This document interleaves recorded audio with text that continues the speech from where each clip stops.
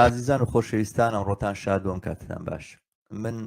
شەماڵ عەلیمۆیە بینەری بەرنامێکی تری دیالۆجی هیوان. خۆشحاڵم لەم بەرنامەیە بە ئێوەی ئازیز دەگەمەوە بە هاوکاری هاوڕێم مۆیەد ئەحمەد ڕانان بۆ کتێبێک بکەین و خوێندنەوەیکی ڕەخنەگرانی بۆ بکەین کە ئەو کتێبەش بە ناونیشانی The Class Matrix The Social Theory After the Cultural Turn کە بە کوردێکی ئەبێتە ماتریکسی چینایەتی تیوری کۆمەڵایەتی لە پاش وەرچەرخانی کللتوری فەرهەنگی یاخود ئایدۆلۆژی. بەرحاڵ ئەم کتێبە لە مانگی 2 یا فەبریوەری ئەم ساڵە لە ئەمریکا دەرچووە. نووسەری ئەم کتێبە کە ڤیڤیک چیبەرە ئەو پرۆفیسۆری زانستە کۆمەڵایەتیەکانی سۆسیۆلۆجیە لە زانکۆی نیویۆرک، یەکێکە لە هەڵسوڕاوان یا تیوریسیەنەکانی چەپی ئەمریکا لە ئێستاە. ئەو سەرنووسەری گۆڤاری کاتالیستە کە گۆڤاری دیموکراتیک سۆسیالیستەکانی ئەمریکایە. وەک کەسێکشی مارکسیانە هەوڵی لێکدانەوەی بڵین یاخود ئیزافەکردن بۆ سەر تیوری کۆمەڵایەتی و ئەوانەی هەیە لە زۆر لایەنەوە چەند کتێبێکی تا ئێستا دەرکردووە. مەسێم کتێبێکی سەبارەت بە پێکهاتەی سەرمایەداری لە هیندستان دەرکردووە و دوای ئەو کتێبێکی سەبارەت بە پۆست کۆلۆنیالیست یا تیوری پۆست کۆلۆنیالیستی دەرکردووە و ئەمە سێم کتێبێتی. چوارەم کتێبیشی کە لە مانگی ئۆگوستیا دەرەچێ بە ناونیشانی چۆن بەرەنگاری سەرمایەداری ببینەوە. دیارم کتێبە کتێبێکی زۆر تیوریە یاخود لە ئاسێکی باڵای تیوریان نووسراوە. من بە هاوکاری هاوڕێم مۆیەد ئەحمەد کە لەگەڵ ئێوەی ئازیزا بەخێر هاتنێکم بۆ ئەم بەرنامەیە زۆر سپاس دەکەم مۆیەد کە داوەتی من قبول کرد. زۆر خۆشحاڵ بووم کە لەگەڵ ما بەشداری. منی زۆر سپاس دەکەم هاوڕێکیان زۆر بە دەستپێشکەریکی زەرور و باشێزانم دەستەکانی خۆش بێت. هەربژی زۆر سپاس. بەڵێ مۆیەد من مقدمەیەکی کورتم لەسەر کتێبەکە وت دیارە ئەوە ماوە بیڵێم کە کتێبەکە 218 لاپەڕەیەکە وەکوتە مانگی 2 لەلایەن دەستگای پێما بێ هارڤاردەوە چاپ کراوە. هەر هارڤاردیش بڵین خوێندنەوەیشی بۆ کردووە، بڵین ڕانانێکی بۆ کردووە کە بە کورتی ئاواڵێ کۆمەڵناسێکی کاریگەر لێکدانەوەی ماتریالیستیانی چینایەتی زیندوو دەکاتەوە لە هەمان کاتە باشترین لایەنەکانی تیوری کولتوری کە بەڕکابەریە بینێ ئەخۆ ڕەخنی لێگرتو دەستی پێوەگرێ. ماتریکسی چینایەتی هەوڵ نادات کولتور لە شیکاری سەرمایەداری مۆدرن و دەربنێت، بەڵکو شانبەشانی ئەوەی کە مارکس بە ناچاری پەیوەندیە کۆم ئابوووریەکان ناوی بردووە شیبەر جێگای شایستە دەدات بە کولتور. ئەم پێشەچێکە خوێنمەوە وەک ئینەک ئەمە ڕانانی هارڤارد خۆیەتی بۆ کتێبەکەی شیبەر لەم کتێبەیە کە وەکوتم لە 218 لاپەڕەیە لە 5 بەشە چۆتە سەر مەسەلەیەکی گرنگ کە ئەویش هەڵسەنگاندنی تیوری کولتوریە بۆ لێکدانەوەی دیاردە کۆمەڵایەتەکان. ئەو پێشەشیەکەی بەمە دەست پێەکە پرسیارێکەکە کە بۆچی لە ڕاستیە تیوری کولتوری لە جێگای ماتریالیزمی مێژووی کە ئەو پێی وایە خراوەتە دەرەوەی لێکدانەوەکانی ئەمڕۆی دنیا سەبارەت بە ئاڵوگۆڕە کۆمەڵایەتیەکان و ئەوەی کە چۆن سەرمایەداری ئاڵوگۆڕی بەسەرادێ چۆن ئەمە ڕوویداوە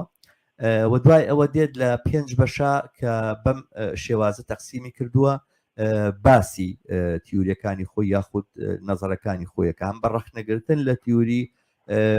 کولتوری و هەم بۆ زیندووکردنەوەی ماتریالیزم کە و ناوینانێ ماتریالیزمی مێژووی بەڵام بەگشتی دیارەمە بەس ماتریالیزمی مێژوویە لە لێکدانەوەی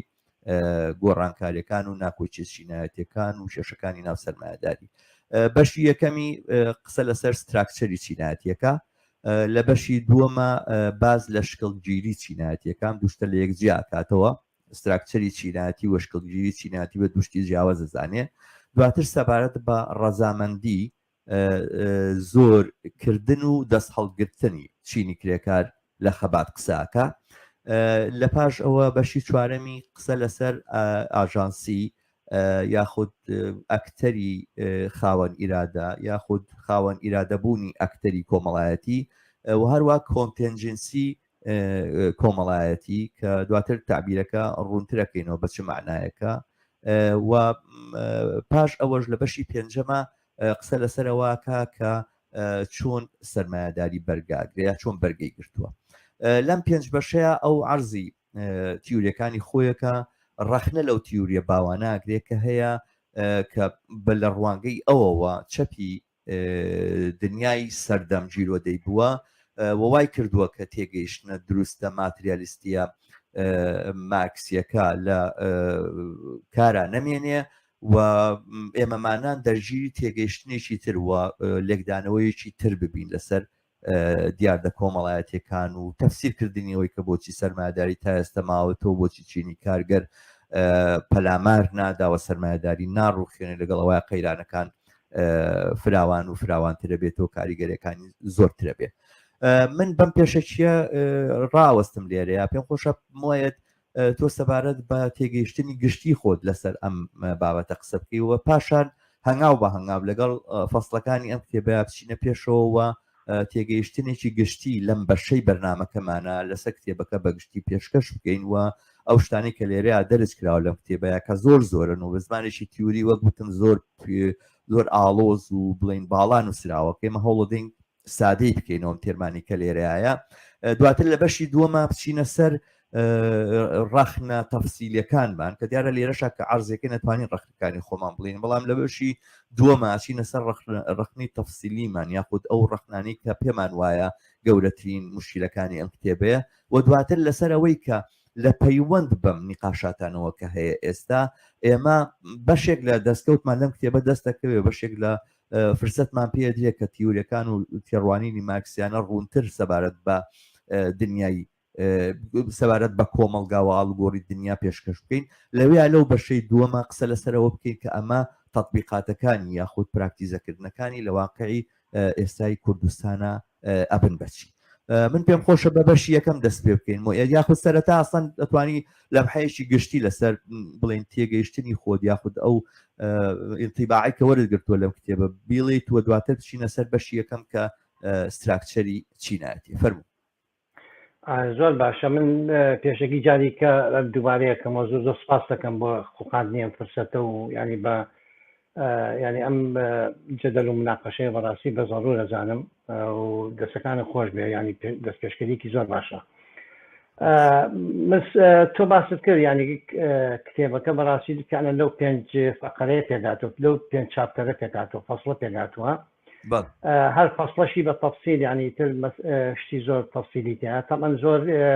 کەلیماتی وردی تەکنیکال تێرم بە ئینگلیزی پێڵێن ینی کەلیماتی وردی تەکنیکی تێ کە هی ئەکادیمیە ئێمە بەشێک لەوانە ینی بێ محاولەکەین ینی ڕوونی ینی بەسیتی کەینەوە سادەی بکەینەوە وەکو خۆشە دوتە ئەوە زەڕورە ئەوەی کە ینی 5 بەشەکە بەعام ینی ئەگەر بەعام سەیری بکەی ینی یەکەم شت دیفاعەکە لە تیۆری مادی ینی تیۆری مادی بۆ تحلیلی زەواهری کۆمەڵایەتی بۆ خودی سەرمایه‌داری و بۆ بەحسی ئەوەی کە سەرمایه‌داری نەگۆڕاوە ئەوانە هەمووی بەزەوەی کە زۆر مهمە ئەم ینی هاتووە لە ڕێگەی ئەو خۆی باشی شەکە لە قسمیەکەمیشە لە مقدمەکەیە ئەوەی کە زۆر مهمە ئەم لە ڕێگەی لە نەقدی تیۆری فەرهەنگی تیۆری کەڵچەری کەڵچەڵ تیۆری لە نەقدی تیۆری فەرهەنگی ئێوە ئەچێ جارێکی کە ینی جەدەلی کتێبەکە بەعام لە دەوری ئەوە ئەخلێتەوە کە چۆن ئیسپاتی کاتەوە جاری کە نەزەریەی تیۆری مادی تیۆری مارکسی خۆی لە ئەسڵا تیۆری مارکسی تیۆری مادی تاریخ مێژووی ینی ئەسڵە بۆ فەهمی سەرمایه‌داری ئەمڕۆ بۆ ینی حتا ئەوە نیشانەیە کە کەڵچەر تیۆری ینی تیۆری فەرهەنگی نەیتوانیوە وەڵام بێت بە مەسائلەکان و ئەو قەزانێکە لە کتێبەکە تەرحیەکات و بەڕای من لەما زۆر سەرکەوتوو بۆ ینی زۆر شتی باشیە ناوەتە دەرێ ئەوەی کە بەعام بۆی زۆر لەسەر بەحسە عمومی نەڕۆم ئەوەی کە بەعام ینی لەسەر تشتی کتێبەکە ناتوانێت ئینسان استراتیجەتێکی حرەکەی کرێکاری ئەمڕۆ بێنێتە ئاراوە چکە خۆی باسی کتێبەکەش ئەوە نییە زیاتر تەوزیحی ئەوەیە کە جوان بێ و پرسیارە کلیدی ئاەتەوە ئەفری ئاەتەوە کە بۆچی سەرمایه‌داری لەگەڵ ئەوەیە کە ناکۆکە کە سیستمێکی کەپیتالیستی چینایەتیە بۆ ماوەتەوە تا ئێستا ئەو سەبەبەکانی چییە و ئەو تیۆری ینی کەڵچرال تیۆری نەق دەکات کە ئەڵێەوە جواب نییە و هەر ئەبێ لە خودی سپەکچەری چینایەتیە جواب بە مەسلەی خودی سیستمەکە بدرێتەوە بەڕێی من ئەمە بەعام باشە ینی و نظرە ینی ئەتوان بڵێ متەماسیکە مادیەن یعنی نظرە مادیەکەی متەماسیکە ینی لێکاڵ پێکراوە هین نییە ینی مجامەلی تیان ناکات ڕاستە دقیقاً بەڵام من شتێک بیرکەوتەوە ئێستا ڕۆژگارێکە سەرەتا من پێما بێ ساڵانی ناوەڕاستی هەشتا بوو ئایدۆلۆژی ئەڵمانیمانە خوێنەوە لەگەڵ هاوڕێکە فەقەرەیەکی تیا لە بیدایەتەوە ئەگەر بیرت بێ مقدمەکەی کە مارکس ئەیکاتەوەوانە مارکس باسەکە ئەڵێ بڵین تعبیرەکەی ئاوایە کە ئەساسی ئەو معاناتانی کە ئێمە ئەژین لە ئاسمان نییە دین نییە بیرروباوەڕی دینی نییە ئەو ئەفکاری نازانم چی نییە ئەجا بە شێوەیەکی تەهەکومی و گاڵتە جارانەوە جۆرێک وەکو ساتێرێک باسی ئەوواکە کە ئەڵمانەکان چۆنی بیرەکەن و فەلسەفەی ئەڵمانی چۆنی بیرەکاتەوە کە چۆنە بێ ڕەخنە لە هەموو شتێک بگرین و ڕەخنە لە هەموو بیرروباوەڕەکان بگرین و هەموو بیرروباوەڕەکان بخێنەژێ پێ بۆی ئینسان ئازاد بێ ئەو بە جۆرێکی هین باسیێکرد بە باسێکە لەو مقدمایە وەکو ساتیر کە ئەمە تەسەورەکانی ئەڵمانیەکان ئەڵمانیە بڵین ئەوەی کە ئەو ناوێنێ دوای ئایدۆلۆگە ئەڵمانیەکان مثلا لایەنگرانی هیگڵی لاو ئەوانە بەڵام تعبیریشی ئاوایتە کە بێ هەموو شتێک لەژێر ڕەخنا بێت و ڕەخنە لە هەموو شتێک بژیرێ لەگەڵ ئەو ڕەفیقەمە کە پێکەوەمان خوێنەوە زۆری لەگەڵا هی بوو کە قەناعەتی پێ بکەن کە ئەمە ساتیرە لا ێزاری هەر قەناعەتی نەکردو جا ئێستا ئەوە پێما بێشێکە لەو کەسانەی کە ئەگەڕێ لە دام و دەستگاکان و لە ئەکادیمیەکانە تا دەرسی مارکسیزمی ژەڵێتەوە ناوی نابم بەڵام بە هەر حاڵ هەر قەناعەتی نەکرد بەمە ساتیرە مارکس گاڵتەیان پێکا مەسەلەکە ئەوەیە تۆ بێ ڕەخنە لە دنیای مادی بگری نەک ڕەخنە لە بیر و باوەڕ بکرین بابە وان نییە ئەمە تاوە نیە وا ئەڵێ تعبیرەکەی ئاوایە زۆر هین بووم جا من پێم وایە بەشی زۆری ئەم کاڵێ کاڵچرال تێرن ئێمە لە لای ئێمە زۆرتر ئەمان نەبووە بە باس و باو ئەوانە ئەو تیۆرانی کە لەسەر گرامشی وتراوە ئەوانی کە چۆنی مەسەلەن دنیا ئێمە مانای ئەەکەینەوە و بە جۆرێک لە جۆرەکان تێگەیشتنی ئێمە لەسەر دنیا کاریگەری هێوە لەوەی ئەمە چ مۆقعێتێکمان هەیە و چی هەڵەبژێرین ئەمانە لە لای ئێمە زۆر نەچوینەتە تەفاسیل و ورد و مەسەلەن جەدەلێکی قوڵی فەلسەفیەوە تاکۆ قەناعەتانی پێشومان گوایە بگۆڕین بە قەناعەتی نوێ بەڵام بە عموم وامێتە بەرچاو کە بە جۆرە لە جۆرەکان چەپ لە وڵاتی ئێمە زۆرتر دەرگیری ئەوە بووە کە هەر بەم ئاراستەیە لە ئەساسەوە بیری کردوتەوە ئەوەی کە تۆ بیر و باوەڕی بەشەرەکان بگۆڕی بۆ نمونە چینی کرێکار هوشیارکەیتەوە چینی کرێکا کە خۆی هیچ شتێک نازانێ پەر نازانێت ئەسڵان فەقیری خراپە نازانێ ئەمەی کە ئاوا ئەچەوسێتەوە ئەساسان هەر شعوری پێناکات ئەسڵان ئیحساسیشی نییە بۆ چەوسانەوە تۆ بڕۆی مەسەلەن هەر هەوڵبی ئیحساسەکەی پێ بدەیت کە تۆ چینێکی چەوساوی تو پێویستەکە خۆت ڕێکخراوکەیت و پێویستەکە یەکگرتوبی بۆی کەوا کۆمەلگای سەرمایه‌داری بگۆڕێ کە ئەنەهوو ینی ئەوەی کە وای کردووە کە دنیای سەرمایه‌داری ماوەتەوە تێگەیشتنی ئینسانەکانە لەسەر مەوقعێتی خۆیانەوەوانی کە تێگەیشتنیان لە دواوەیە بۆیە سەرمایه‌داری ماوەتەوە نەک ئەوەی ستراکچەرێکی چینایەتی دیاریکراو هەیە کە ئەم ناچاریە بۆ ملدان بە سەرمایه‌داری لە لای چینی کرێکار دووبارە بەرهەم دێنێتەوە یعنی هەمیشە چینی کارگەر لەگەڵ کێشە و گرفتی چۆنیەتی گۆڕانکاری کۆمەڵایەتیە ئینەکە ئەو لە بەشی ستراکچەری کۆمەڵایەتیە زۆر بە ڕۆشنی ئەچێتە سەر ئەم خاڵە و قسە لەسەرەوەکە ئەڵێ ئەوە ئایدۆلۆژیا و فکر و تێگەیشتنی ئینسانەکان نیە لەسەر مۆقعێتی خۆیان کە مۆقعێتی کۆمەڵایەتیان دیارەکە ئەو مۆقعێتی کۆمەڵایەتیانە کە ئەو ستراکچەرە طبقاتی چینایەتیە کە کرێکارتیایە مۆقعێتێکی زەعیفی وەرگرتووە وای لێکە کە ئێحساسی قوڵکردنی ئەوەی کە ئەم مۆقعێتی کرێکاری هەیە لە لای لە کۆمەلگای سەرمایه‌داریە بە جۆرێک لە جۆرەکان لە لای دروست ببێ یعنی کارگەر لە پێشان نایخەنە ناو دەورەیەکە و فێریکەن کە بێ هێزی کاری خۆت بفرۆشی ئەبێت و هەموو ڕۆژێک بڕۆی سعات ئەوەنە لەسەر کار بیت و ئەوەنە بەپی قسەی خاوەن کارەکەت بجوڵیتەوە. ئەم شتانە لەگەڵ موقعێتێکە کە کارگەر لە کۆمەڵگەی سەرمایه‌داریە لە ناو ستراکچری چینایەتیە وەریگرتووە بەسەر یا فەرز ئەبێت و دروست ئەبێ، یعنی ئەوە موقعێتی چینایەتیەتی کە ئەو تێگەیشتنە لە موقعێتی خۆی دروست کردووە. زۆر ماشامای ئێستا بڵێن ئێمە ئەچینە سەر بەشی یەکەم وانە بڵێن تۆ بەڵێ بەڵێ من پێینێکی لە بەشی یەکەم بوو بڵێ لە تێبینی لەسەر بەشیەکەم خۆی زۆر دروستە. منیش ئەگەر قسێ بکەم لەمبارەیەوە ینی بەڕاستی ئەگەر سەیری بڵێن ئەم چیڵێ ئەڵێ ینی کلاس ستراکچەر ینی بڵێن ستراکچەری چینایەتی خۆی سیستمەکەیە ینی خۆی مەوجودەوە گەڕان بە دوای سەبەبەکانی مانەوەی ئەم سیستمە خۆی هەم ناکۆکیەکانی هەم اتفاق کە ستیبڵیتی ینی بڵێن ئیستقراری ئەبێت لە خودی ستراکچەرەکە بدۆزیتەوە. ئەم قسەیە زۆر دروستە ینی لە عانە زۆر دروستە، بەڵام ئەم هاتووە ئەڵێ تەمان من بۆ ئەوی ئەمە ئیسپات کەم بۆ ئەوی بیبینەوە سەر ئەم ئەسڵە ینی ئەم ئەسڵە مادیەکە خۆی ستراکچەرێکی چینایەتی هەیە، ستراکچەرێکی چینایەتی هەیە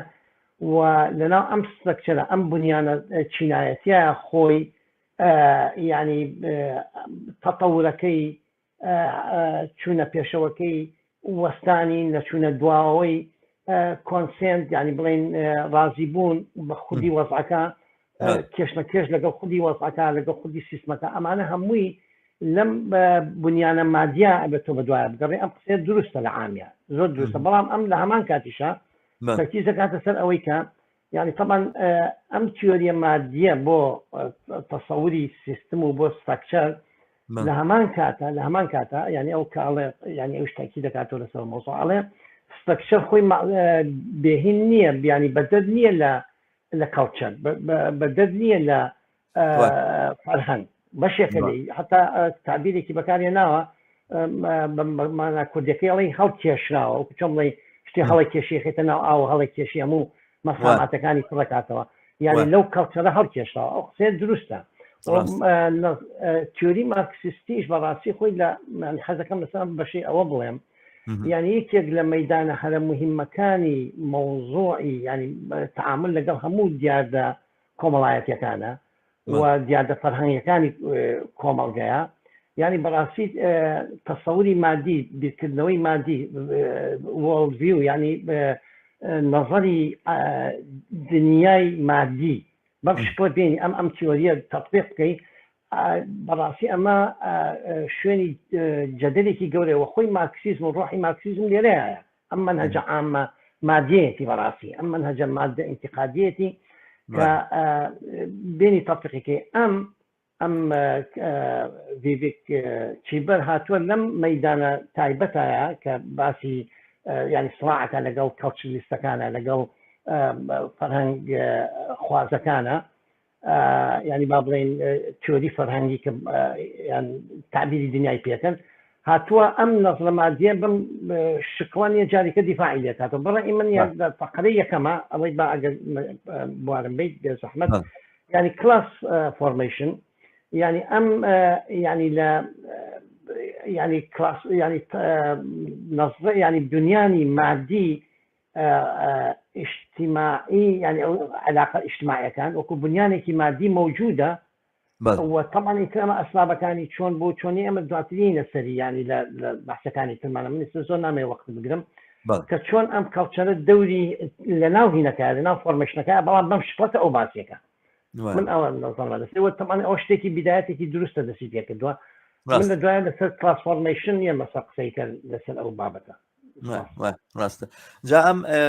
تەمان دووشت جا کاتەوە لە یەکتر یەکێکیش لەو ڕەخنانەی کە ئەم بە هۆکاری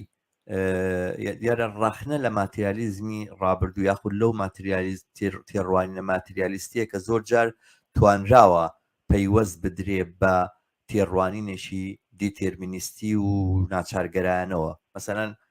حتمما وەلا بوو حتمێت گەراییەک لە ناو بڵێن هینا دروست بووە لە ناو ماتریالیزمە حتمما وەلا بورد ئاڵوگۆڕە کۆمەڵایەتەکان دروستەوێت کە وەختێک سەرمایهداری پێشکەوت کە وەختێک چینی کرێکار هات گەورە بۆ لە ڕووی ژمارەوە و لە ڕووی موقعیتی کۆمەڵایەتیەوە حتمما وەلا بوو دەتوانێت وەکو چینێکی کۆمەڵایەتیش لە بەرامبەر سەرمایهداریە بوەستێت ئەو لە ڕاستیە خۆی جیا ئەکاتەوە لەم حتمێت گەراییە و ئەم حتمێت گەراییەی ناو ماتریالیزم بە بەشێک لە بەڵگەیەک ئەزانێ یاخود لە زەمینەیەک ئەزانێ بۆ دەرکەوتنی ئەو تێڕوانینە کەڵچەریە یاخود ئەو تێگەیشتنە کەڵچەریە لە ئاڵوگۆڕە کۆمەڵایەتیەکان و لە مانای چینەکان و لە وجودی چینەکان یاخود لە وجودی سیستەمی چینایەتی ئەو بەمەی ئەزانێ ئەڵێ ئەم جۆرە تێڕوانینە حتمێت گەراییە یاخود دیتەرمینیستیە کە پیان وا بۆ مادەم چینی کارگەر لە ڕووی ستراکچەری کۆمەڵایەتی چینایەتی و چینی کارگەر وجودی هەیە وەکو چینێک لە خۆیە حتمما تەبدیلە بێ بە چینێک بۆ خۆی ئەو تعبیرە ئەو جیاوازیە هەیە لە تێڕوانینی مارکسیانەیە بۆ لە چینێک لە خۆیە بۆ چینێک بۆ خۆی ئەم جیاوازیە هەیە مەسەلەن ئەو ئەڵێت مارکسیەکان و خود مارکسیستەکان هەتاکو دەی 50 و 60ەکانی ژوان بیر کردوەوە کە حتمما وەلابوود شتێکی ناچاریە کە وجودی کارگەر لە ڕووی کۆمەڵایەتیەوە تەبدیل لەبێ بە وجودی کارگەر لە ڕووی سیاسیشەوە ئەگەر چینی کارگەر لە ڕووی کۆمەڵایەتی و بوونی هەبێ وەکو چینێک لە خۆیە تەبدیل لەبێ بە چینێک بۆ خۆی و جۆرێک بڵین ڕیزبەندی چینایەتی سیاسی لە کۆمەلگایە وەکو حتمێتێک دێتە بوون ئەو ئەمە بە کلاس فۆرمیشن ناوە بە یاخود دروستبوونی چینەکان بڵین نەک ستراکچەری چینایەتی دروستبوونی چینەکان لە بەرامبەر یەکاکە چینەکان خۆیان بناسنەوە بڵێن ئێمە چینی کارگەرین بۆ نمونە چینی کارگەر خۆی بناسێتەوە ڕێکخراوی خۆی دروست کردبێەوە لە بەرامبەر چینی سەرمایهدارەوە لە بەرامبەر چەسانەوە وەستا بێتەوە ئەمە لە لای ئەو حتمیت نییە ئەو بە حتمی نابینێ و ئەڵێ ئەو تێگەیشتنە حتمیایی کە لە ڕابردووە هەبوو ڕێگەی داوە کە بە کاڵچەریستەکان کە بێنە پێش و بڵێنێ بۆچی ڕووی نەدا کەواتە ماتریالیزم ڕاز نییە ماتریالیزم ئەسڵ و ساسی نییە کەوابێ خودی ستراکچەری چینایەتی ناتوانێت پێش زەمینە و پێش شەرت و پێشمەرجی دروستبوونی چینەکان بێ یاخود ڕیزبەندی چینایەتی بێ ئەبێ شتێکی تر بێتە پێشەوە ئەویش وایە کە لە دەرەوەی سیستەمەکە بهێنیتە ناو چینی کارگەرە و لە دەرەوەی سیستەمەکەەوە بێنی ئیسیرادی کەیت و بێنیتە ناو چینی کارگەرەوە بۆ چینی کارگەر وشاب لەبەر چینی کارگەر بە ژەوەندی خۆی نازانێ بە ژەوەندی خۆی ناناسێ وە پێویستی بەوە هەیە ڕۆشن بکرێتەوە زۆر جار ئەو یان تعبیرێکی واکڵێ چینی کارگەر بە جێل و گەمژە ناوە برێ لە زۆر جێگایە بەوەی کە بەژەوەندی خۆی ناناسێ بە ژەوەندی خۆی نازانێ ئەسڵان هوشیار نییە یاخود چی پێڵێن ئەو هۆشیاریەکی ساختەی بۆ دروست بووە لەسەر سەرمایهداری لەبەرەوە بێنین هوشیاریکەینەوە ڕۆشنیکەینەوە ئەم لە بەرامبەر ئەمەیا وەستێتەوە ئەڵێ ئەمە نەتیوریە کاڵچەریستەکە دروستە ئەو فەرهەنگ گەرایانە دروستن کە پێیان وایە ئەمە پێویستی بە ڕۆشنکردنەوەی نە ئەو تێڕوانی نەش دروستە کە حتمما ستراکچەری کۆمەڵایەتی بە حتمی تەبدیلە بێ بە دروستبوونی چینەکان یاخود ڕیزبەندی چینایەتی لە ناو کۆمەڵگەی سەرمایهداریە شتی تر پێویستەوە کارگەر زەمینەی مادی تری پێویستە بۆی کەوا وەکو ڕیزبەندی چینایەتی دروست کات و ئەمانە جا پێم خۆشم بچینە سەر بەشی دوم یاخود فەسڵی دوم کە ئەو ناوی ناوە کلاس فۆرمیشن یاخود بڵێن دروستبوونی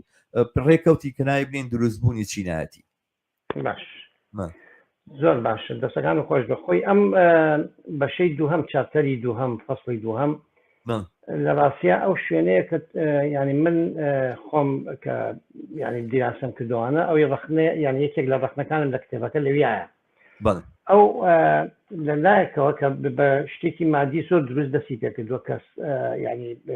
پێکاتەی چینایەتی نەک پێکاتە بڵین بنیانی چینایەتی ستراکچەری چینایەتی ئەوە ئەساسە تەمان من پێش قسەکەم لە دی بچێتەوە بۆ من بەڕای منە بێ ئەمە تەوزیح هەبین ئێستا بۆی بۆ بینەران ینی ڕوون بێت کە ینی ئەو کاڵچرالیستە چییە چۆن هاتوو ینی ئەم بۆ چیە چێتە سەر ئەمە ئەم تیۆریە چۆن بۆ لاهینە قسەیەکی بەسیطیش بێ لو موریدا بیکەین بەڕای من دوای ئەم مداخلەی دەکەیت و تەوزیح بدەین. بەڕای من ینی لەم کتێبە ئەم ئەڵێ ینی ڕەخنەی مارکسی تەمان ئەم خودی کتێبەکەی بە حکومەیەکی ئەکادیمیە و لە مەجای ئەکادیمیا شتەکانی بڕوا ینی ناتوانێت کتومت وەکو مارکسیستێک ڕەخنەکان بە کاملی بعدی خۆی ینی هینی خۆی باتێ ینی نازانیان قەناعەتی خۆیەتی یان حساباتی تەکنیکی خۆیەتی کە بە هەر حاڵ بەڵام ئەوەی کە لە کتێبەکانشان نەقدە لەوەی کە ئەوەی مارکسیستەکان پێشووتر إلى حد ما فشلیان کردو لەوەی بە دروستی مارکسیت هاتووە کڵاستەکچەری تەڕح کردووە ینی ستەکچەری چینایەتی تەڕح کردووە بەڵام فۆرمەیشنی چینایەتی ینی دروستبوونی ئەوەی کە خۆت باسی کرد لە چین لە خۆیان بێ بە چین بۆ خۆی ینی تەکامل بەخۆی باوەکو چینێکی طبقایەتی مەوجود لە بەرامبەر برجوازیەوە بتوانێت بەرامبەر قوتبەکەی کە سیستمەکە لە ناو بەرێ ئەڵێ لەما فەشەلیان کردو بەڵێ من ئەمە غەڵەتە ئەم نوع تەسەوراتە بۆ تەقیمی مارکسیزم دروست نییە بۆ شکڵە ینی ئەو دیترمینیست ینی لە دوایە لە زمانی ینی ڕەخنە لە مارکس خۆشی یەکرێ ینی ئەڵێ مارکس خۆشی نەیتوانێت نەزارەکە لە دیێریەکەی خۆی تا ئەخیر بەرێ ئەڵێ جامەوە تەسەورەکەمەوە دروست نییە و باش نەی پێکاوە ینی خۆی قەناعەتی خۆیەتی بەڵام دروست نییە لەو مۆریدا ینی ڕەخنەی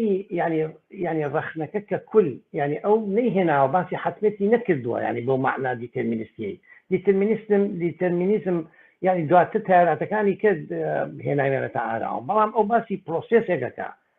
باسی شتێکی مادی پرۆسێکی خۆت بیر نەچێتەوە بەس من لێراوانە بیرە خەمەوە پەرەگرافێک هەیە لە ناو مانیفێستا ئەڵێ ڕوخانی سەرمایهداری سەرکەوتنی پرۆلیتاریا حتمیە ئێوە حتمیە بەس کە ئەڵێ ئەوە بە عام باسی کردووە ینی شتێکی ئامە مەقولەیەکی ئامە باسی کردو بەس نەبوو بە تۆ ئەگە بچیتە ناو تیۆریەکە ئەم باسی قانونەکە باسی حرەکەتەکە وەکو ڕاضیات ناتوانانی ینی حتا مۆزوعی تەراکمی سەرمایە بیر مناسبە من ئەوەش باس بکەم باسی تەراکمی سەرمایە کە تۆ تحلیلیکەی وەکو علم باشەڵە بۆچی هەر ئەڕوا هەر تێر ناخوا بۆ هەر ئەبێ کەپیتاڵ تەراکم کا زیاتر و زیاتر و زیاتر ئەو قانونی حرەکەتی شتەکەیە علاقەی بە ینی تەفکیری بەشەرەکان نییە بەرامبەر تەراکمەکە ینی کە تۆ تحلیلێکی وەکو چۆن شتێ بۆ لانیهایە ینی حرەکەتێکی لانیهایە تەراکمی ڕەسمان حرەکەتێکی لانیایی علاقەی بینی عمل و ڕەسمانە کە تۆ تحلیلەکەی ئەوە لە هەمان خودی ئەم علاقە لە هەم پرۆسەیە ئەم هاتووە ئیسنتاجی لە ناوچوونی سیستمەکەی کردووە نەک ئەوەی تیۆریەکی دیترمینیستی حتمی میکانیکی بێنێتە ئاراوە ئەو غەڵەتە ئەو تەسەورەوە تەمان ئەو کەڵچڕلیستەکانی ناویانە ئەمیش تقریبا چۆن بە دوای ئەو تیۆریە ینی چۆتە دوای ئەو تیۆرە بەڵام ڕەخنەی کەڵچەریستەکان لە مارکسیەکانی کۆ لە مارکسیە کلاسیکەکان یا ئەرتۆدۆکسەکان کام ناوێنێ ئەوەی قبول کردومە بەستە دەوەیە ئەویش هەمان ئەو قسەی ئەوان نکاتەوە بەڵێ ئەو قسەی ئەوانێک لەوێ ئەوە ینی وەکو نوع لە تەماسوکە مادیەکەی لە دەزاوە ئەم چی بە لەم کتێبەیە لەم بەشەیە من ئەوەی کەم لاحەزم کرد ئەمە خۆی ینی ئەمە خۆی یەکێکە لە نقطەکان کە ئێمە بێ وەکو مارکسیستێ ینی ڕوونی کەینەوە اینجا بەزەوەی دروستە کە ئەڵێ ئێمە بێ لە کەڵچەرەوە بچین جالێکی کە مادیەت بێنینەوە ئاراوە ینی نەقدی ئەوان بکاتەوەمانە بەڵام لێرا ئەم نقطە سۆفەیاوە بەدەستەوە و ئەسڵەن ینی زەڤێکیاوە لە نەزڵە مادیەکەی خۆی ینی مەسەلەکە من بەڕێی من ینی تەسەوری مادی بۆ تاریخ تەسەوری مادی بۆ قەزای اجتماعەکان مهمترین و جدیترین قەزیەیە ینی لە هەموو شتەکە عەکسە بێتەوە ینی یەک تۆز لەو نەزەرە مادیە لابیت لە تەحلیلکە بۆ دنیا یانە چیتە سەفی کەڵچڕەلیست ئەگە کەڵچڕەلیستیش نەبێ شتێکی کە چیتە باری فەلسەفی بە ئایدۆلۆجی ینی ئەبی بە میسالی و ینی دیڤیشن ینی چۆن بڵێ کە دوورەکەویتەوە لا ئەی بەولا ئیتر هینەکە ڕێگەکەت لێوە نەبێ ئەم مادیە متەماسیکە نەزەریە سەوریە خۆی یەک شتە یەک پاکێجە اینجا ئەو لێوێ ئەو نقطە زەعفەیەوە بەدەستەوە بەڕێی من و تەمان لە حکمی ئەوەی کە فەهمی خۆیەتی بۆ خودی نقدی مادی لە کلاس ستراکچەر ینی دروستبوونی هەیکەلی طبقاتی خۆی ئەکید ینی نازانم تۆ احتمال ئاگاشتەوە هەبێ ینی کتێب هەیە مەسەن من لەم ماوەیە کتێبێک متابعە کرد ینی باسی لەواتە کە ینی چۆن تطوراتی ئەفکاری دینی مەسیحی بۆ پرۆتستان کە مارکس ویبەر ئەویش ناوێتەوە لە کتێبەکەیە ینی ئەو قیمە دینیانەی پرۆتستان کە ناوێتە پێشەوە بەشێک بۆ لە دروستبوونی خودی حرەکەت بۆی کە تحرڕکەن بۆی سەرمایە حرەکەتی خۆی بکە و چۆن تبلیغ با بۆی کە مەصالحی فەردی کە پرایڤێت ینی کە سەرمایەیە کە حرەکەی پرایڤێتی سەرمایە کە چۆن ئەتوانێت شتێکی عام ینی بۆ عامیش ینی یارمەتی عام بە ئەمە خۆی تەسەورێکی فەلسەفی و تەسەورێکی ئایدۆلۆژی معەنە هاتووە ئەمە دەوری دیوە لە تاریخا بۆ ئەوەی کە ینی لە ئیفاری دینەکەی دەچێت و پشێ ئەم حرەکەتە بکە ینی تبلیغ با بە مۆزوعی تەراکمی سەرمایە گیرانی ناو خودی حتا مەسیحەکانیشە و پێشووتریش ئەوە ینی دژی هین بووە دژی وەکو چۆن بڵێ مەسلحەتی گشتی بووە کە تۆ لە مەسلحەتی خاص بریتە پێشەوە کە کەپیتال تەراکم پێ بکەیت بەرحاڵ ئەمانە هەمووی هەن لە مەقسەن لە تاریخی ئەم مۆزوع لەبەر ئەوە خۆی جەدەل لەگەڵ کەڵچڕلیستەکانە لەگەڵ ئەم فەرهەنگ خوازانەیە بۆ ئەوەی کە ئەو نەظەمادیە جاری کە تعبیر لێ بکەی زۆر زۆر ئەم جا هاتووە ئەڵێ ئەمان غەڵەت ینی مارکسیسە ئۆرتۆدۆکسیەکان ینی نانتوانی ئەو بکەن کە ینی شەرت نییە بە حتمی ئەم فۆرمەیشنە دروستکە ئەم چینە طبقاتیە دروستکە ئەم استقلال طبقاتیە دروستکە بەڵام بە حقیقت مارکس و ئەنجلس و لینین و هەمویان ینی زۆر تەرکیز لەسەر ئەوەکەن ئەڵێن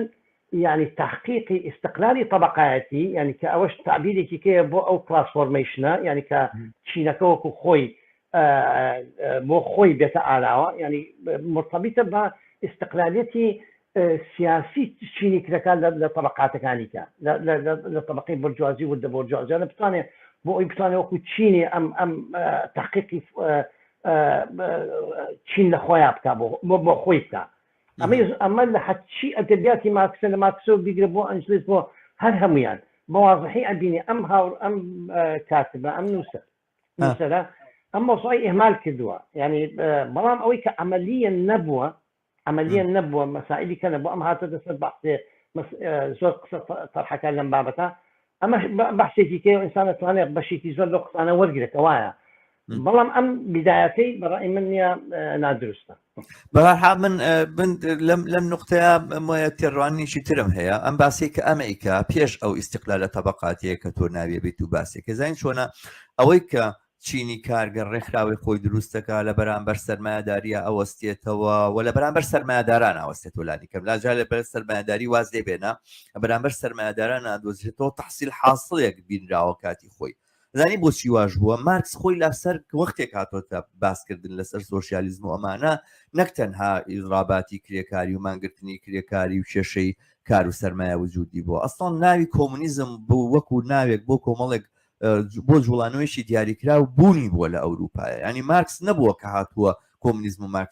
بڵین مارکسیزم کە هیچکە کۆمونیزمی هێناوەتە بوونەوەوانە ئەساسەن ئەم حرەکەتە چ جای ئەوەی جوڵانەوەی چینایەتی خۆی چ جای ئەوەی ڕیزبەندی چینایەتی چ جای ئەوەی دروستبوونی چینایەتی یاخود ئەو کلاس فۆرمێشنی کە چی بەرباسێک هات و ئەمانە چ جای ئەوە ئەساسەن ئەمانە وجودیان بووە لە کاتێکا کە مارکس هاتووە لەسەر چینی کارگەر و لەسەر بینەکان ئەین تۆ لە تەواوی ئەدەبیاتی مارکسیە لە جێگایەکە نابینی مارکس بانگەوازی کرد بێ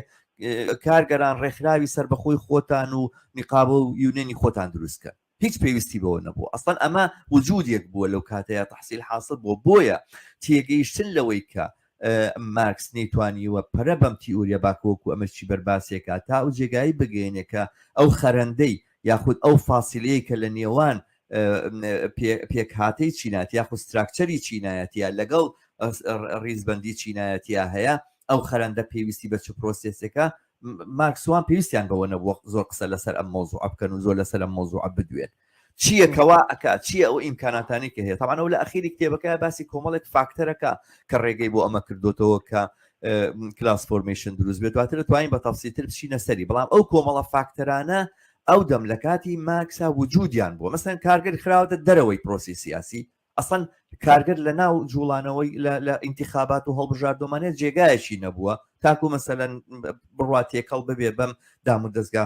سەرمایه‌دارانەی کە هەیە کارگەر ئەساسەن لە شوێنی گەورەی مەسەلەن کارگەریە کۆبۆتەوە چەند سەدان دەیان و سەدان هەزارن مەسەر لە موقعەتێکی کارگەریە بۆ تۆ دەدانە سەدانە یونەنیستی هەبوو بێتەوەوانە توانێتی بەناو هەمویان بگەڕ و تەنزیمی بکە ئێستا ئێمە مافاقدی ئەو دۆخینەوە وەزعەتین یەکێکی تر لەوانە مەسەلەن ئەوەیە ناسنامەی چینایەتی زۆر ئاسان بووە کە ناسنامەی چیناتیان لە ناسنامەی پیشەیی هەبێ مەسەلەن کارە خۆشی دارتاژ بووە باپشی دارتاژ بووە باپیری دارتاژ بووە دارتاشی بۆ ماوەتەوە وەکو پیشەیەک و ئەمانە زۆر ئاسان بوو لەسەر ئەساسی ئەم پیشەیەوە لەسەر ئەساسی ئەوەی کە ئەو بەشێکە لەم ناوەندەی کە لەوانەیە لە هەمان جێگەشا پێکەوە ئەژین و لە هەمان محیتا پێکەوە ئەژین ومانە زۆر ئاسان بوو ئەم ناسنامە چیناتی دروست بێ ئەم فاکتەرانە بە بڕوای ئەو شتانەی کە ئێستا وجودیان هەیە لە ئێستاە نیشانی داوە کە مەرجنی ئەمان هەمیشە هەبێت و دوایەوە کۆمەڵێک شتی تر هەیە کە مەسەلەن پێشتر مەسەلەن مارکس لە هینا باسێکە لە مانیفێستا باسێکە ئەڵێ سەرمایه‌داری کارگەر لە شوێنی سروشتی خۆی لە پەیوەندی سروشتیەکانی خۆی لەگەڵ مەسەلەن ڕئیسی عەشیرەتە یاخود ڕئیسی قەبیلە نازانم چی ئەمانە دەرەکێشێ ئەنێنێتە ناو شارە وەکو کارگەری ئازاد لە ملکیەت و لە خاوەندارەتیوانە تێکەڵ بە پەیوەندی تریانەکە بە بڕای من چۆن ئێمە مانیفێستە خوێنەوە بۆ ژوازیش مانیفێستە خوێنێتەوە بۆ ژوازی بۆی هەیە ئەم پرۆسیسە بگۆڕێ وە گۆڕیوێتی وە بۆ نمونە لە جنوبی ئەفریقیا کە چووە لە جنوبی ئەفریقیا کە مەسەن ئێستا باسی ئاپارتای دەکرێت ئاپارتاید ئەساسەکەی ئەمە بووە بە کارگەران و تۆ توانە باشە تۆیی بۆ ئیشوەرە بۆ ئیش بۆ مەسەرەن جۆهانسبرگ بەس کە تەواو بووی لە ئیش و ئیشە تەواو کردووەمانە بڕۆ بۆ ناو قەبیلەکەی خۆت لە سوی تۆ بژی لەوێ لە ناو ئەو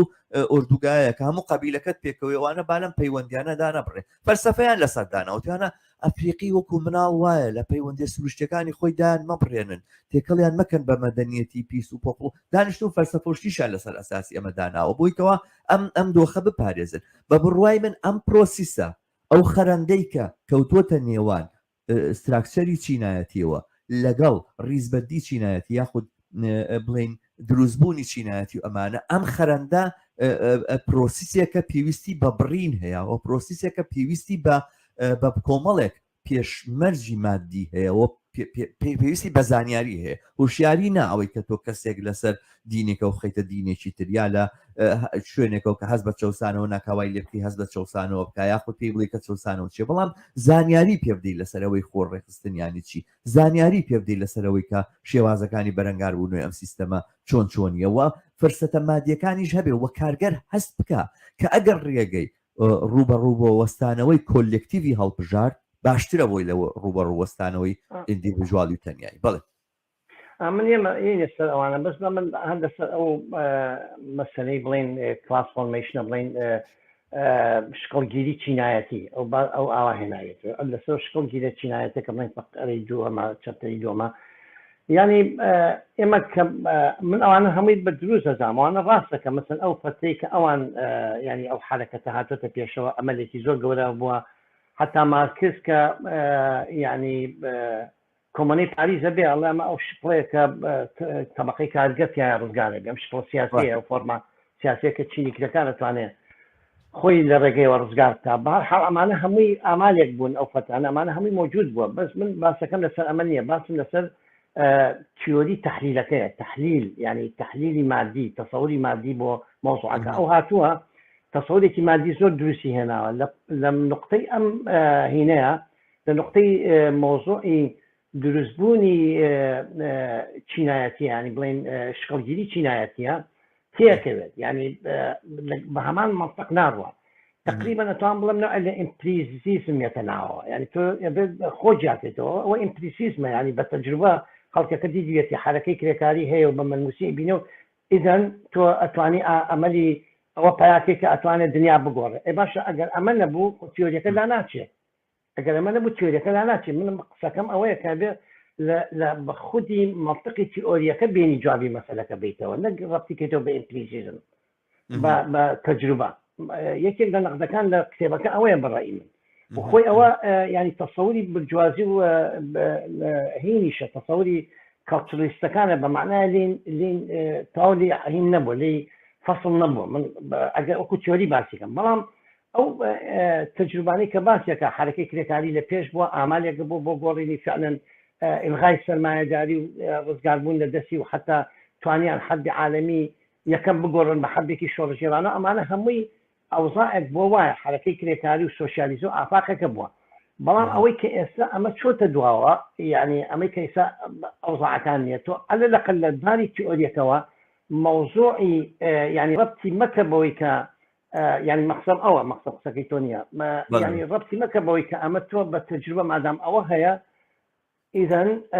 أما يعني أفتي أما هبوا يسوون بتجربة ثانية بوا ما في تيوريا ذكاء وخو فعلا السلمى داني لتحليل يخيل عند بروا يعني تقبل سيري تيوريا كذا يعني ما خليناك لعهدتي انحداري تاريخية عجينو أم صراع يقالنا بوتو يعني درسبوني چینایەتی ینی استقلالی چینایەتی دروست نەبوو کە بتوانێت سیستمەکەەوە لانێ بكل معنى الكلمة بەڵام پرۆسەکە لە ئەڕوان لە پێشەوەی و حتا خودی هاتنەوەی خۆی و دەرکردەیەکی کتێبەکەشی بەشەکە لەو پرۆسەیە ینی بەشەکە لەو زیینبوونەوەی ئەم سڵاع چینایەتی کە محاولاکە ئەپۆ ینی شکەوتگیری چینایەتی بکات جا مەقسەم چۆنە يعني قسەکەم ئەوە نییە من ڕەدی هینەکانی بمەوە ئەو فترانە فعلا مجموعە حرەکەی کرێکاری هەبووە تەرکیبی چینی کرێکار فەرقی هەبووە ئامالەکان بەهێزتر بوون لە ناو چینەکە ئەمڕۆ ئەمانە هەمووی چۆتە دواوە بەڵام ئێمە کە بیبینەوە پێشێ ئەبێ بە هەمان لۆجیکی ئەوەی کە تەرح کراوە بیبینەوە نەک بڵێن بیقرتێنین يعني بڵێن ئەمەی نقصانە اینجا بێن باسی تێریەکە بکەن ئەسڵا فەشە دەکات لە مەسێجەکە ئەمە قسەکەم ئەوەیە یعنی بێت لە تیۆریەکان جوابی شتەکە بیتەوە بەرحاڵ بچینە سەر بەشێکی ترمەیەت کاتەکەمان هینەوە نییە هینا بەم باسەش ئەکرێ لە قوپۆپی تری لێ بکەینەوە بەڵام بچینە سەر بەشی سێمی ئەم باسە یا فەسڵی سێمی ئەم باسە کە ئەم کتێبە کە قسە لەسەر بڵێن ڕەزامەندی زۆرکردن و دەست هەڵگرتنەکە یعنی ئەوەی کە ئەو ناوینا consent coercion and resignation یعنی باس لە هینە باز لێرە لە مامەڵەکردنی چینی کارگەرە لەگەڵ ئەم دۆخەیە کە تەیەکەوێت لە سەرمایەداریە ئەو تێڕوانینێکی ئاوای هەیە کە زۆر جار وا ئەبیندێ کە وا باسەکرێ کە چینی کارگەر لەگەڵ سەرمایەداریە جۆرێک ڕێکەوتنی بۆ دروست بۆ جۆرێک بڵێن ڕەزامەندی داوەکەوە بە چەوسانەوە گوایە ئەمە بۆتە هۆکاری ئەوەی کە ئاڵگۆڕە کۆمەڵاتەکان ڕوونایە نازم ینی هەتاکو مەسەرەن تیوری وا دروست بووە کامڕۆ چینی کارگەر ئەسڵان بەشێکە لە کۆمەلگای سەرمایەداری یعنی ئەگەر چینی کارگەر ڕەزامەندی نیشان نەدا و نەچێ کار نەکاو ئەوانە قابل بەوەی کە سەرمایەداری بڕوخ ینی بەشێک تیوری دروست بۆ ئەوانە کارگەریش وەکو سەرمایەدار بە بەشێک لە سیستەمەکە ئەزانێەوە پێی وایە ئەوانن مەسئولیەتی مانەوەی ئەم سیستەمیان هەڵگرتووە نەگەوەی کە هەر تەنها ناتوانن بیڕوخێن یا نایڕوخێنن بەڵکو بە زۆرێک نەژۆریەکان ڕەزامەندیان نیشان داوە یاخود ئەوە هاتوۆتە پێشەوە کە ڕازی بوون ئەم تعبیرێکی تری هەیە بۆ ئەم لە قسەی باسی ڕەزامەندیە قسە لەسەرەوەکە بۆچی کارگەر ڕازیە بێ بڕوات هەم ڕۆژە کار بکات بۆچی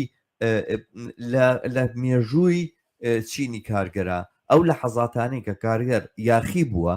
بۆ وتوێتی تر کار ناکەم مانگرتنی کردووە یاخود مەسەرەن جوڵانەوەی کارگەری فراوانی کۆمەڵایەتی هاتوۆتە پێشەوە لە ئاستێکی فراوانی کۆمەلگایەوە توانوێتی گۆڕانکاری شۆڕژێرانە بەدیبێنێ ساتی زۆر ئیستیسنایی بوو یعنی لە پرۆسەی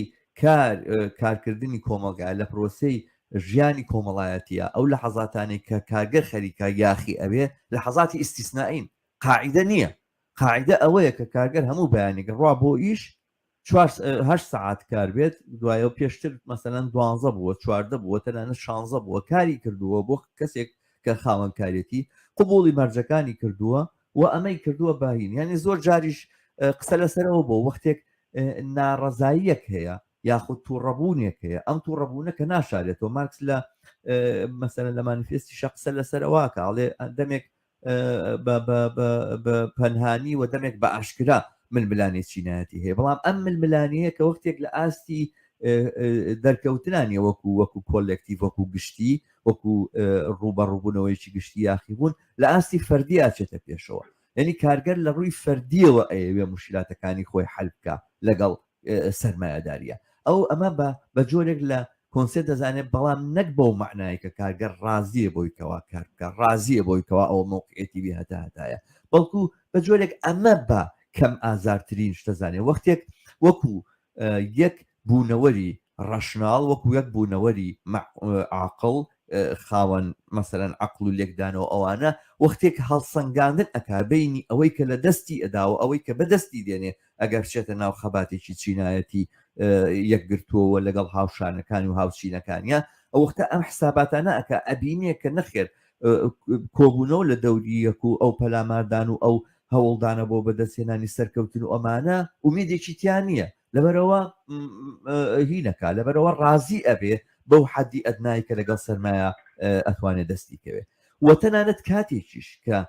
دۆخی تامان کۆنسنت ئەم لە سیاقێکا باسێکا کە جۆرێک لە گەشەکردن لە کۆمەلگایە وجودی هەیە یعنی بڵێن ڕێکخراوبوون وجودی هەیە و لە هەمان کاتە هینیش وجودی هەیە بڵێن پێشکەوتنی ئابووری وجودی هەیە جۆرێک لە گرۆث و لە گەشەکردنی ئابووری وجودی هەیە لەم کاتانەیە چینەکان بە یەکەوە ئەسازێن سەر کارگەر بە موقعێتی بندەستی خۆی کارگەربوونی خۆی ڕازی ئەبێ لە بەرامبەر کۆمەڵێک دەستکەوتا کە بە دەستی دێنێ بەڵام لە حاڵی ترا لە وەختێکە کە دۆخی ژیان بەرەو نالەباری ئەچێ و کارگەریش یەکگرت و یاخود مەجالەکانی خەباتێکی ڕێکخرا و یەکگرتوانە ئەوانی بۆ بدینە بە زۆر جار دەستەکێشێتەوە دەست هەڵەگرێ لە خەباتکردن و لەوەی کەوا تێکەڵ بێ بە مەسایلە کۆمەڵایەتەکان و من بلانێ کۆمەڵایەتەکان ئەگە فرسەتێکی بۆ هەڵکەوێ مەسەرەن 4 ساڵجارێ لە هەڵبژاردنێکە ئەڕات دەنگێکەدا کە نیشان بوون نیشانەی لە تووڕەبوون و بێزاری و بێتاقەتی ئەوانەیە بەڵام وەکی تر لە ژیانی ڕۆژانەیە کەمتر تێکەڵە بێ بەوەی کەوا لە بەرامبەر سەرمایە خەباتێک بکات چونکە وەختێک ئەو حساباتەکانیەکە ئەبینێ کە زەرێکی گەورە ئاگەر بچێتە ناو ئەم خەباتەوە و هیچ ومێدێک لەوەیان نییە کە دەستکەوتێک بەدەست بێنێ لەبەرەوە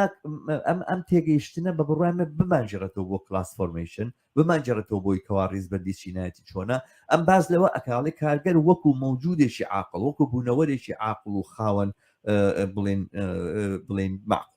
بڵێن هەڵسەنگاندنێکی عاقڵانە حساباتی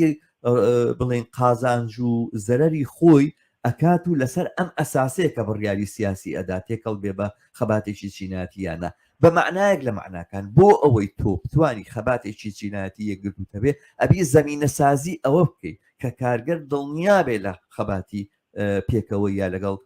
هاوڵەکانیان لەگەڵ کارگەرانی ترا توانای سەرکەوتن بەدەستێنانی هەیە من ئاوای تێگەیشت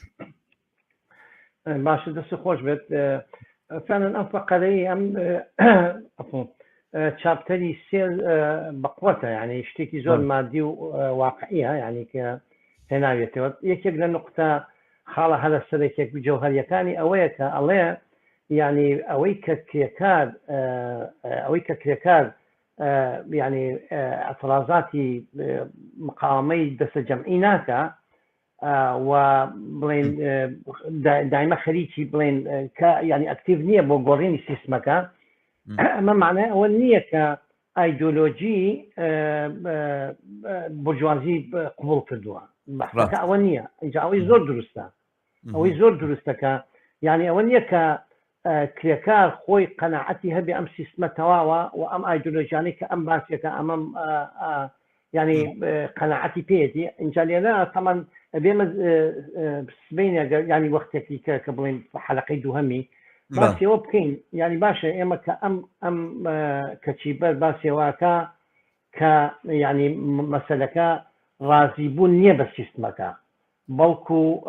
ینی میسالێک گێنێتەوەی مارکس ئەڵێ ئەهێنێتەوە کە ئەڵێ ینی زەختی ممیلی ئابووریە کەوایلەکە ئەو لە ناو سیستمەکە بمێنێتەوە بەنسبە کرێکارەوە ینی عاملە اقتصادیەکەیە کەوایلەکە سیستمەکە إلى حد ما قبولکە بە معنای قبولکردن نا ڕازی بێ پێی بەڵام ئەوە نییە کە بڵێن ئەمە ئەفکاری ئایدۆلۆژی برجوازی و سیستمی سەرمایه‌داری و ئایدۆلۆژیەکەی ئەو هاتبێ ئەمەی پێ قبول کردبێت یعنی اینجا لێرە مەسلەی گێتە ئاراوە باشە ئەوانەی کە مثلا تحت تأثیری هێژمۆنی ئایدۆلۆژی قومین یان دینین یان طائفین یان مەسەبین ئەمانە چۆن وەکو کرێکارێک کە ئەچێ کارەکات چ کاریگەریەکی لەسەر مەوزوعی مقاومەی لە بەرامبەر سەرمایە و سەرمایه‌داریە. تەمەنەوە میساڵی گێنێتەوە ئەڵە تۆ ناتوانێت و پێشووتر لە فەقرەی یەکەمیشە ئەڵێوە نییە بەیانی کەڵچەرەکەی پێبێ لە ئیش داینێ ئێوانە جارێکە بیگەرێتەوە بیخاتەوەمێشتی ئەڵە ڕاستەکە ئەوان نییە موجودە اینجا تیا هەڵکشانەکەی کە باسماکە هەڵکێشراوە لە هینەکە ئەمە دایمە هەیە ئەمە دایمە هەیە یعنی فکری ئایدۆلۆژی قومی هەیە ئایدۆلۆژی تایفی هەیە خودی کەڵچەری عامی مەوروز لە ناو کۆمەڵگەکە ئەمانە هەمووی لە دەوروبەری هەم کارگەر و هەم سەرمایه‌دار یعنی کاچنام عیلاقەوە بەڵام ئەوەی کە عاملی ئەساسیە عاملی ئەساسی ئەو ضرورەتە اقتصادیە کەوای لەیەکە ئەم دوو بەشە بەیەکەوە ینی هێن بکەن ینی وەکوچۆن بڵێ 20 ساچێنن 20 ساچێنەوە وەساکە بڕوە تۆ قسەکانێکم منەوانە تکرار ناکەمەوە لەسەرەوەی کە ینی سیدەکان لە ئاخر تەحلیلا بەنسبە کارگەرەوە کە ئەگەر مقامەیەکی فەردی بکە خۆی وەسی خۆی ئیسلاحکار ناو سیستمەکەیە ئەمەی باشترە لەوەی کە بچێ مقامەیەکی جەماعی بکە لە زوروفێکا کە سەختە کە عملی نەقابی سزای بەدواوەیە کار لە دەست دانی بەدواوەیە ینی تێکشاندنی وەسی ئابووری خۆی بەدواوە هەموو ئەم عواملانە کە کۆ بێتەوە سێرەکەی فەزلی ئەوەیە کە کارگەر ئەمڕۆ بێدەنگ بێ بوەسێ بەڵام ئەمە معنای ئەوە نی ئایدۆلۆژیەتی سیستمەکە و سەرمایه‌داری قبول کردووە حتا ئەگەر ئایدۆلۆژیەکی کەشی هەبێ کە بڵێ قومیە هاتبێ ئەمەی تێکەڵ کردێ بەم معنای قبولیەکە من تەسەوڕ ناکەم کە کرێکارێک لە کوردستانە مەسەلەن بۆ میسالێکی هێنمەوە یعنی لە عامیە کاتوێتە بینی عیلاقی بینی کار و سەرمایە ینی هینە قومەکە تهدیدی ناکە عاملی اقتصادی چۆسانەوەی سەرمایه‌دارەکە بۆ کرێکارەکە ئەوە تهدیدی حاڵەتەکەیەکە بابڕۆم ئەمڕۆ 16 ساعت کار کەمام نییە خاوەن کارەکەم کووردە خۆ عەرەب نییە با بڕۆم 16 ساعت کاری بۆ هیچ ئەو پێویستەکە بیبێ بۆ لای دکتۆر بچێت بۆ خەستەخانە مەسەلەن ینی هەیە لەوانەیە فەردی وا دروست بێ بەڵام ئەمە نمونەی چینی کارگەر نییە لە هیچ وڵاتێکە ئەمە زۆر مهمە هاوڕێشەما من تەسەوڕەکەم بێ ئەم نقطەیە تۆزێ بەشی دووهەمە جدی بچینە سەری اینجا مۆزوعی ئەم ئیستقلالێتە طبقاتی ئەمە پێویستمانە وەکو استراتیجیەت یعنی کە چۆن ئەم هینە موجودە خوتی سیستمەکە سترەکچەری سیستمەکە ئەم وعی طبقاتی نەدەوە ئەم هاوخەباتی چینایەتی نەدەوە بەڵام زۆرفە خارجەکەی کە نایڵێ ئەوە بەحسێکی ترە مشکلەیەکی ترە وانە ئەوەی کە خۆ ئەویش جوان باسی کردو اینجا بەڕای من ئەم باسەی ینی فەصلی سێهەمی زۆر فەصلێکی دروستە و فاکتی زۆر عملی واقعی هێناوەتەوە و ئەو سنووربەندی کردووە لەگەڵ کەڵچەرلیستەکان من حەزم کرد لە بیر نەچێتەوە تۆزی ئەو کەڵچەرلیستە ئەگەر ئیشارەتێکی پێبێ بۆی دووسێ دەقەش بێ لەسەری بدوێن بۆی زۆر هین نەدەکە چۆن ئەمە هاتوۆتە ئاراوە لە حەفتاکانەوە ئەوانە پێشووتریژان لێ دوای حەبێ عالەمی دووهەمەوە مۆزوعی ئەوەی کە نیو لێفت ینی ئەمەی نیو لێفت ڕیڤیو ئەوانەکە ئەو هینان دەرکردو و ینی تقریبا بە تایبەتی لە هەشتاکانە ئیتر کەڵچەرلیزم ئەوەی کە بڵێن ئەم نەزەریە مادیەی مارکسیزم وەلا ئەنێت و مۆزوعی تیۆری کەڵچەر و مشکلەکە لە بینای سیاسی سەربەنای سیاسی و ئەوانەیە مۆزوعەکە کەڵچەر و مۆزوعەکە فەرهەنگ و ئەمانە ئەمە بوو بە هین ینی مەخسەم چۆنە ئەو کەڵچەرلیستە ئێمە مەخسەمان ئەوەیە تۆش حەزەکەی توانی جاتە قسەی حتما لەوە لە بەشی دوای ئەمەیە لەسەر لەو کاتەیە کە قسە لەسەر پەیوەندی بین ستراکچەر و هینە بڵین ئاژانسیە لەوێ ورتر قسە لەسەر مەوزوعاکەین بەڵێ وایە وازانم کە ئەم بەشەی یەکەمی بەرنامەکەمان زۆر درێژە بێتەوە بەم جۆرە پێشنیارەکەم کە بیکەین بە دوو بڕگەوە لێرەیە بڕگەی یەکەمی کۆتایی پێبێنین و لە ڕۆژەکانی ئایندە بڕگەکەی تری لە بەرنامەیەکی جیاوازە پەخش بکەین زۆر باشە زۆر ماقولە دەستخۆش زۆر چاکە زۆر چاکە کەوابێ ئازیزان و خۆشەویستان بەم جۆرە دێنە کۆتایی هەرگەی یەکەمی بەرنامەی یەکەمی سەبارەت بە ڕانان و خوێندنەوەی ڕەخنەگرانی کتێبی ماتریکسی چینایەتی لەگەڵمان بن بۆ بەرگەی دووەمی ئەم بەرنامەیە لە ڕۆژی چوارشەممە سەعات 9 بە کاتی کوردستان